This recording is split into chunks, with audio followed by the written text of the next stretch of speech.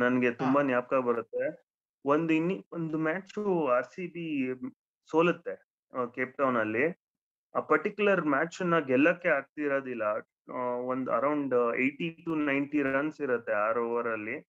ರಾಹುಲ್ ದ್ರಾವಿಡ್ ಒಂದ್ ಎಂಡ್ ಅಲ್ಲಿ ಇರ್ತಾರೆ, ಇನ್ನೊಂದ್ ಎಂಡ್ ಅಲ್ಲಿ ಎಲ್ಲಾ ವಿಕೆಟ್ ಬಿದ್ದಿರುತ್ತೆ, ಕೊಹ್ಲಿ ಒಳಗ್ ಬರ್ತಾರೆ. ಲತೀಶ್ ಮಲಿಂಗ ಅವಾಗ ಪೀಕ್ ಆಫ್ ದ ಫಾರ್ಮ್ ಅಲ್ಲಿ ಇರ್ತಾರೆ. ಲತೀಶ್ ಮಲಿಂಗ ಅವರು ಇನ್ನೊಂದ್ ಎಂಡ್ ಅಲ್ಲಿ ಅನ್ಸುತ್ತೆ ಡ್ವೇನ್ ಬ್ರವೋನೋ ಯಾರೋ ಇರ್ಬೋದು. ಸೊ ಅವಾಗ ಮುಂಬೈಗೆ ಆಡ್ತಾ ಇರ್ತಾರೆ ಡ್ವೇನ್ ಬ್ರವೋ. ಸೊ ಅವಾಗ ಲತೀಶ್ ಮಲಿಂಗಾಗೆ ಹಿಡ್ಕೊಂಡ್ ಚಚ್ಚಿರ್ತಾರೆ ಆ ಪರ್ಟಿಕ್ಯುಲರ್ ಮ್ಯಾಚ್ ಅಲ್ಲಿ.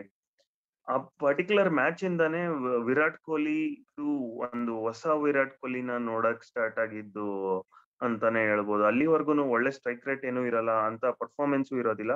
ಬಟ್ ಆ ಮ್ಯಾಚ್ ಅಲ್ಲಿ ಗೊತ್ತಾಗತ್ತೆ ವಿರಾಟ್ ಕೊಹ್ಲಿ ಅನ್ನೋನು ಒಬ್ಬ ಇದಾನೆ ಅಂತ. ಅದಾದ್ಮೇಲೆ ಮತ್ತೆ ಆಸ್ಟ್ರೇಲಿಯಾದಲ್ಲಿ ಹೋಗ್ತಾರೆ. 350 ರನ್ಸ್ ನ 40 ಓವರ್ಸ್ ಚೇಸ್ ಮಾಡಿ ಒಂದು ಇತಿಹಾಸನೇ ಬರೀತಾರೆ.